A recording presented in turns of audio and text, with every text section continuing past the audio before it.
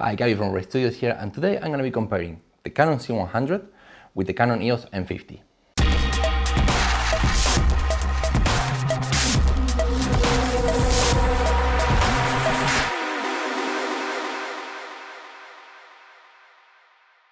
So why in the hell am I comparing a cinema camera with an entry-level mirrorless camera? Well, first, price, getting closer. You can have this second-hand for like about $1,000. These, I don't know, like $800, something like that. So the price, that huge gap that there was between a cinema camera and a mirrorless, well, that gap is closing down. Of course, this is like almost like 8 years old camera versus a camera that is like 1 year old. So of course, that's why the price came down so much on this one, because it's old. But that being said, they are a bit comparable also on the specs when it comes to video. But I'm gonna talk about that right now. I'm gonna talk about the differences that there is between this and this. So first, the obvious difference. This is pretty big compared to the M50. You can see the size. As a matter of fact, if I put this camera here and check this out, the M50 is like the size of the handle. You can see how small it is once I remove the lens and the adapter and everything. So if size is important for you, you don't like to carry something big and heavy, well, the M50 is gonna be for you. I gotta make this disclaimer. This is not really big for a cinema camera. As a matter of fact, could be one of the smallest cinema cameras there is. I mean, when I stripped the handle, the lens, and everything, it's like you can even throw it on a handheld gimbal. So it's a pretty small cinema camera, but compared to the M50, it's pretty big. So with this kind of like big space to put buttons and stuff, the C100 have a lot more that we can talk about compared to the M50, and I'm gonna talk about that right now. So you have a microphone mount, which is a shock mount. You have two XLR inputs.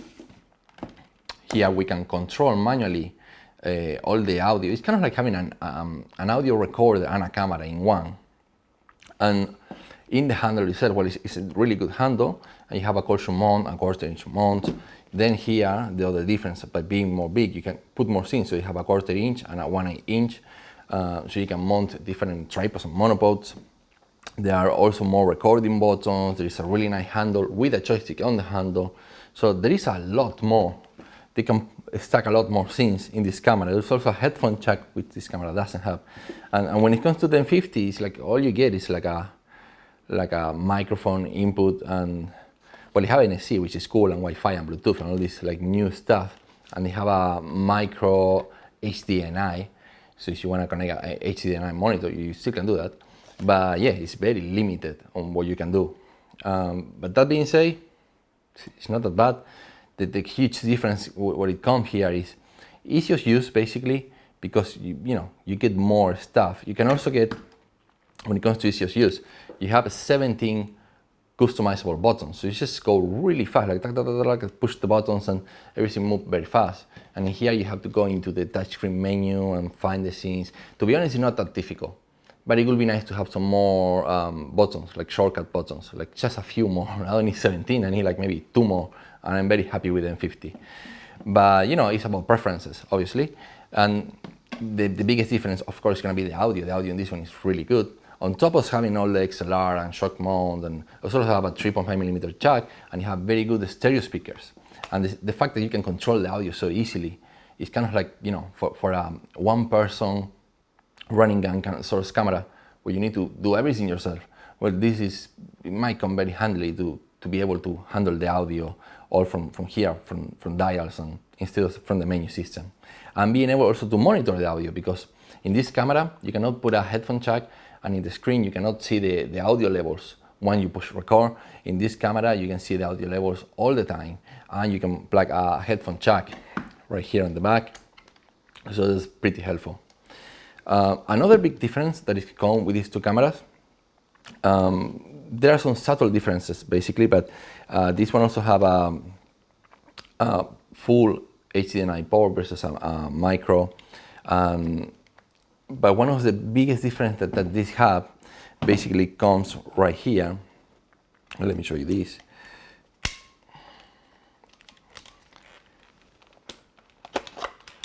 And it's this. These batteries are huge when you compare with, check this out. This is the M50 and this is a C100 battery. So this battery, like one battery can last you the whole day.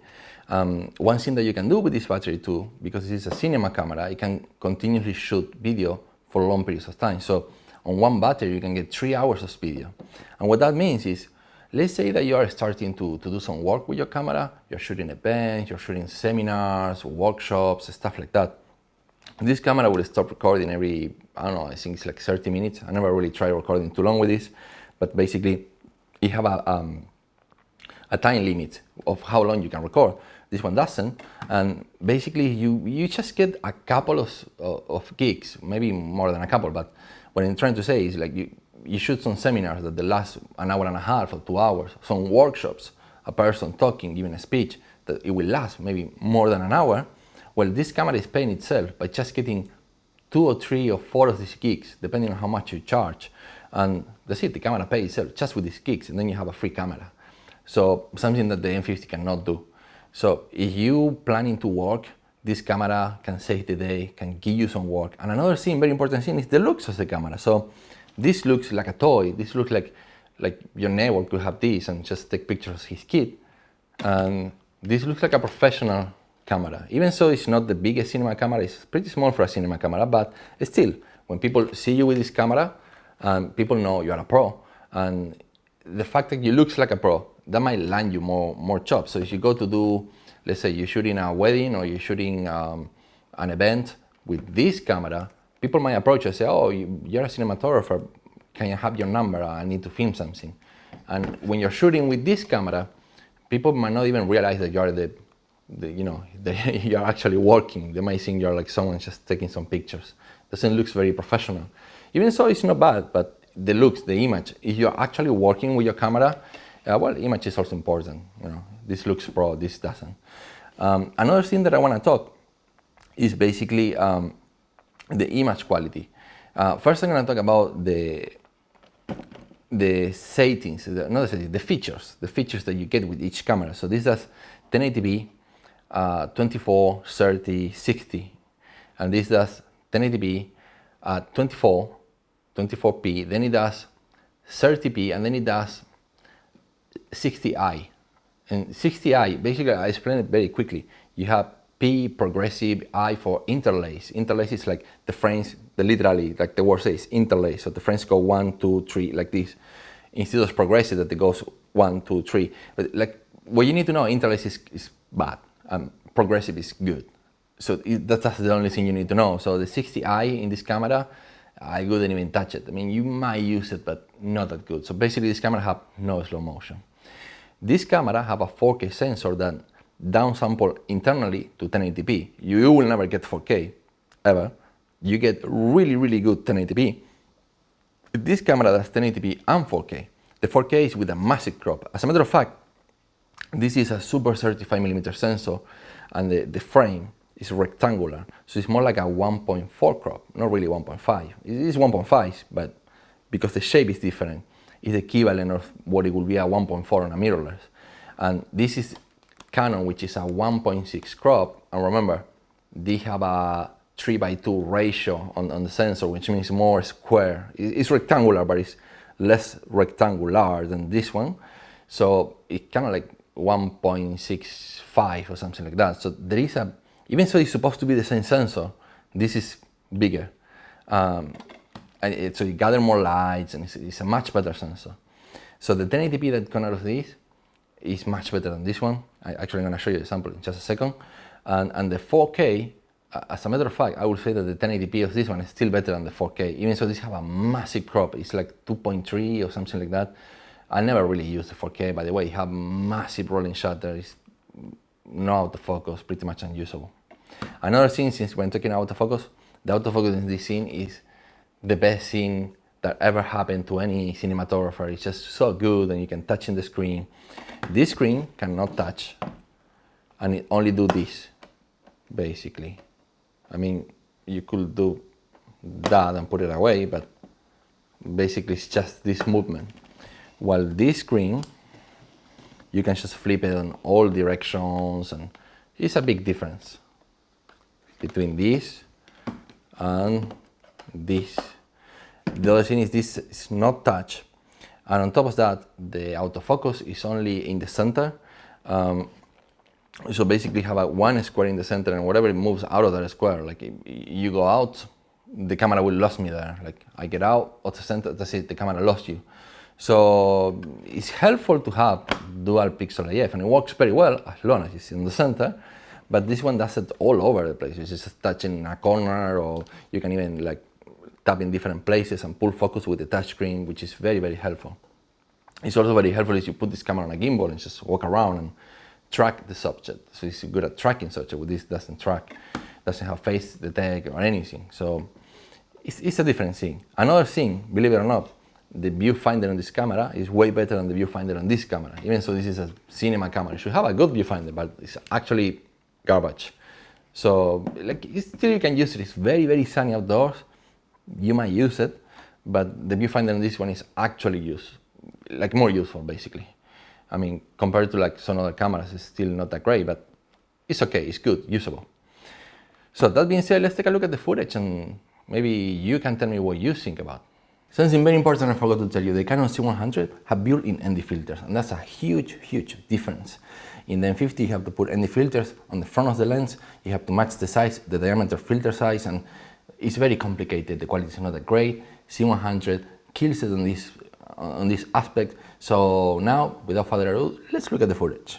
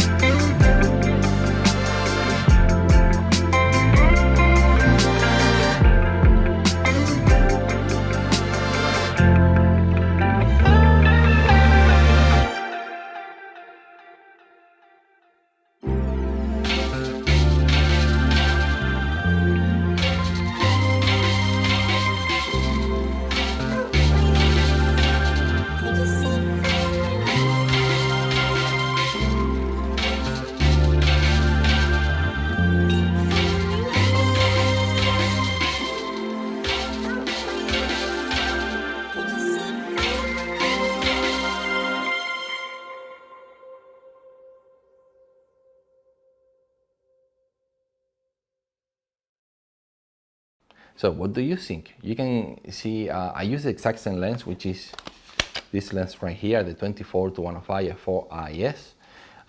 When I shot out of the window, I was handheld in both cameras. They have a digital AS, which crops a little bit, but it works pretty decently. And this one have no any kind of stabilization in the body, no digital or any kind. But the thing is, because it's so much more heavy, when you grab the camera, your hands shake a lot less, which looks like it has some kind of stabilization, but it doesn't. And in my opinion, the image quality, the 1080p on this one is like so good, so sharp, and the colors and the clarity, it looks really good. It really makes a difference to the m50. So image quality wise, yes, big props to the C100 for having really good image quality. So there you have it, the C100 versus the m50. Let me know in the comment section what you think. Will you maybe upgrade to something like this? Is it necessary to have a big camera for you or not? Or you prefer to stick to the m50? Or if you're planning to buy one of these, which one will you buy? This is Gabby from Ray Studios. Till next time.